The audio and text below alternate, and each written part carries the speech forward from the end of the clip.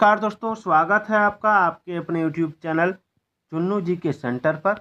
आज का टॉपिक है एसएससी संयुक्त स्नातक स्तर टीयर 1 सीबीटी परीक्षा 18/4/2022 में पूछे गए जीके के इम्पोर्टेंट प्रश्न। देखिए, ये द्वितीय पाली में पूछा गया सवाल है, आप देख सकते हैं। तो सवाल को देखते हैं कि कौन कौन सा सवाल पूछा गया है। और एसएससी सीजीएल का वीडियो रोज़ रात 7 बजे आपको मिलेगा, जिसमें मैं आपको जीके का 7 बजे जीके का वीडियो आएगा और 7:30 बजे इंग्लिश का वीडियो आएगा। तो चलिए, सबसे पहला जो सवाल है कि भारत की जनगणना 2011 के अनुसार देश में 5 वर्ष से कम आयु के बच्चों की अनुमानित राष्ट्रीय मृत्यु दर क्या है। तो देखिए, भारत की जनगणना 2011 के अनुसार देश में, ठीक है, 5 वर्ष से कम आयु के बच्चों की अनुमानित जो राष्ट्रीय मृत्यु दर है वो हो जाएगा आपका ऑप्शन डी 55। याद रखिएगा, शिशु मृत्यु दर 5 वर्षों से कम उम्र में जो है, ठीक है, सबसे तेज गिरावट 2001 से 2011 के बीच था। इसमें 21.54 से 17.64 तक दर्ज की गई थी, ठीक है। और वहीं वृद्धि दर 1.19% 2016 ईस्वी में हुआ था। याद रखिएगा। चलिए आगे देखते हैं।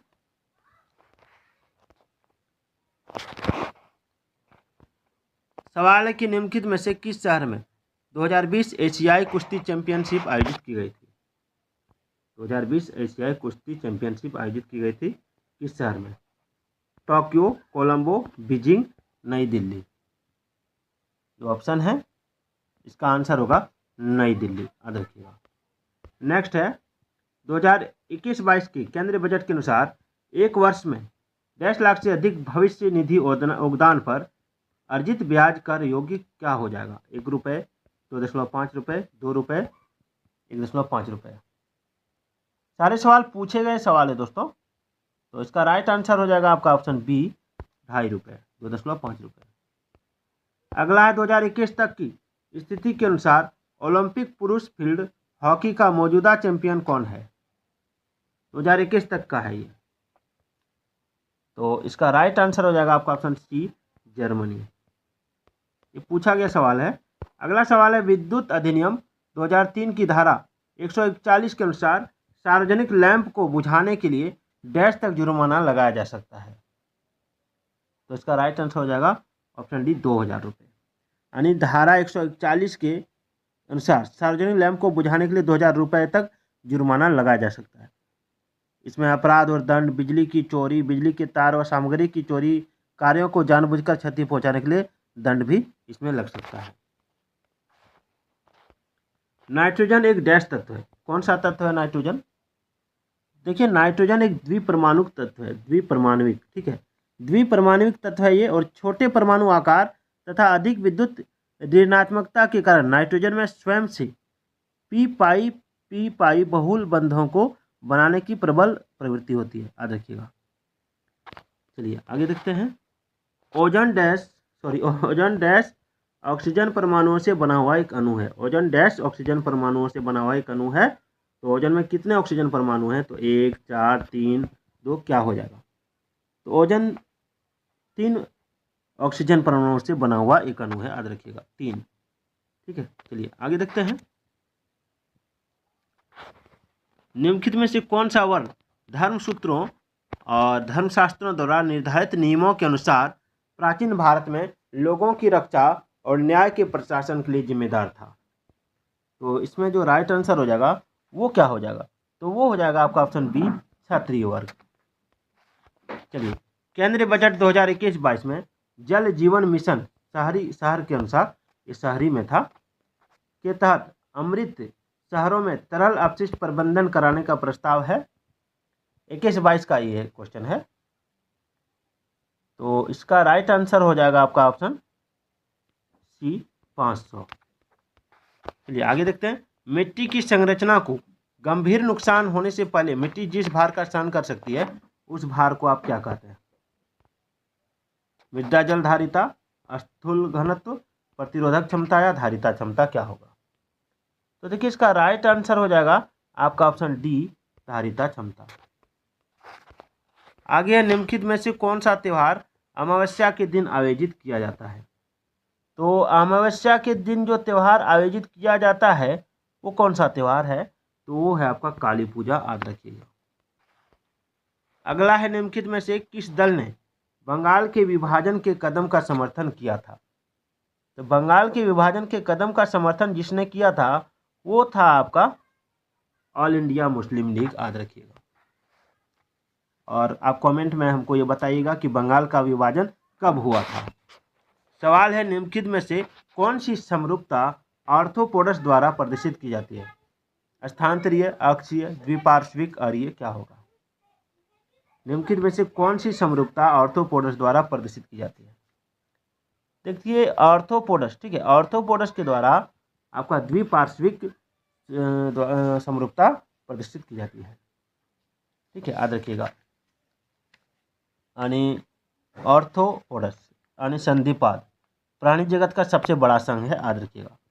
और पृथ्वी पर आर्थ्रोपोडस की लगभग 2/3 प्रजातियां हैं। इसमें कीट भी सम्मिलित है। इसका शरीर सिर, वक्ष और उदर में बंटा हुआ रहता है। इसमें तिलचट्टा, मच्छर, मक्खी, सतपात, झींगा, केकड़ा, तितली, मकड़ी आदि इसके उदाहरण हैं। और इनका शरीर खंडयुक्त, त्रिस्तरीय तथा द्विपार्श्विक सममित होता है, याद रखिएगा। चलिए आगे बढ़ते हैं। समूह 16 के तत्वों की सबसे बाहरी कक्षा में कितने इलेक्ट्रॉन होते हैं? तो देखिए इसमें आवर्त सारणी के समूह 16 में जो तत्व होते हैं वो आपका ऑक्सीजन, सल्फर, सेलेनियम, टेल्यूरियम और पोलोनियम, ठीक है। और समूह 16 के तत्व की सबसे बाहरी कक्षा में 6 इलेक्ट्रॉन होते हैं, 6, याद रखिएगा। अभिनेता की फिल्म फेयर अवार्ड्स 2021 में लाइफ टाइम अचीवमेंट पुरस्कार से सम्मानित किया गया। तो इसमें जो हो जाएगा वो हो जाएगा आपका ऑप्शन बी, इरफान खान को। भारत की संविधान सभा की हाउस कमेटी के अध्यक्ष कौन थे? हाउस कमेटी के अध्यक्ष थे आपका बी पट्टाभी सीतारमैया। चलिए, जल उपचार की उर्नन विधि में पानी में डैश रसायन मिलाया जाता है। कौन सा रसायन मिलाया जाता है? तो इसका आंसर हो जाएगा निम्न दीर्घावेशित। एक मिनट, इसका आंसर हो जाएगा आपका धनावेशित हो जाएगा। क्या हो जाएगा? धनावेशित, याद रखिएगा, ठीक है। यानी उर्नन जो होता है एक ऐसी प्रक्रिया जिसमें निष्प्रभावी कण एक दूसरे के साथ अतरंग संपर्क द्वारा प्राप्त किए जा सकते हैं और एक चिपचिपे अवक्षेप के साथ बड़े आकार के कणों का निर्माण होता है जो निम्न अवसाद टैंक में आसानी से स्थिर हो सकता है। और कणों के बीच संयोजन करने के अवसर को बढ़ाने के लिए इस प्रक्रिया में धीमी गति से मिश्रण को भी प्रेरित किया जाता है। चलिए आगे बढ़ते हैं। इंडिया विंस फ्रीडम के लेखक निम्नलिखित में से कौन है? तो इंडिया विंस फ्रीडम के लेखक मौलाना अबुल कलाम आज़ाद थे। अबुल कलाम आज़ाद, याद रखिएगा। अगला है, निम्नलिखित में से कौन सी नदी कश्मीर के दक्षिण पूर्वी भाग में वेरीनाग में एक झरने से निकलती है? तो इसमें हो जाएगा आपका झेलम नदी। झेलम नदी, याद रखिएगा, ठीक है, झेलम नदी। नट्टू वनार नृत्य गायन संचालन करता है। नट्टू वनार डैश नृत्य गायन संचालन करता है, नट्टू वनार। तो क्या इसमें जो हो जाएगा नट्टू वनार नृत्य कला में नट्टू वनार कुथलियार नामक नृत्य गुरुओं द्वारा प्रशिक्षण दिया जाता है। नट्टू वनार एक गुरु की भूमिका निभाते थे और सुनिश्चित करते थे कि यह कला शैली पीढ़ी दर पीढ़ी आगे बढ़े, ठीक है। तो इसमें जो आंसर हो जाएगा वो क्या हो जाएगा? इसमें आपका आंसर हो जाएगा आपका ऑप्शन ए, भरतनाट्यम, ठीक है, भरतनाट्यम, याद रखिएगा। नट्टू वनार भरतनाट्यम नृत्य गायन संचालन करता है। नट्टू वनार गुरु को कहा जाता था। निम्नलिखित में से कौन 2018 में हाउगे सुंड नॉर्वे में आयोजित नॉर्वेजियन नेशनल अवार्ड सेरेमनी में बेस्ट एक्टर का पुरस्कार जीतने वाले पहले भारतीय बने? तो देखिए इसका राइट आंसर जो हो जाएगा वो क्या हो जाएगा? Option A, Adil Hussain. चलिए, भारतीय स्वतंत्रता आंदोलन के संदर्भ में निम्नलिखित में से किस वर्ष को उस वर्ष में घटित घटना के साथ सही सम्मिलित किया गया है? मैं डायरेक्ट आंसर बताता हूं आपको। इसमें आंसर जो हो जाएगा वो हो जाएगा आपका ऑप्शन बी, 1915 महात्मा गांधी दक्षिण अफ्रीका से लौटे थे, ठीक है। और भारत छोड़ो आंदोलन 1942 में हुआ था, याद रखिएगा। भारत छोड़ो आंदोलन कब हुआ था? 1942 में। इसको बढ़िया से याद रखिएगा। अगला सवाल है, आर्थिक सर्वेक्षण 2020-21 के अनुसार वित्तीय वर्ष 2021-22 में भारत की वास्तविक जीडीपी में डैश वृद्धि दर्ज करने का अनुमान है। 21-22 का है ये। तो देखिए इसका राइट आंसर जो हो जाएगा वो हो जाएगा आपका ऑप्शन बी 11%। अगला है निम्नलिखित में से कौन सा राज्य 2020 में ग्रामीण क्षेत्रों में 100% नल जल आपूर्ति प्रदान करने वाला भारत का पहला राज्य बन गया था। तो इसका राइट आंसर हो जाएगा ऑप्शन बी गोवा। अगला है बच्चों के लिए निःशुल्क और अनिवार्य शिक्षा का अधिकार अधिनियम या शिक्षा का अधिकार RTE अधिनियम भारत की संसद का एक अधिनियम है जो वर्ष देश में लागू किया गया। तो इसका राइट आंसर हो जाएगा ऑप्शन सी 2009। याद रखिएगा दोस्तों। आज का ये SSC CGL में पूछा गया प्रश्न कैसे लगा कमेंट जरूर कीजिएगा।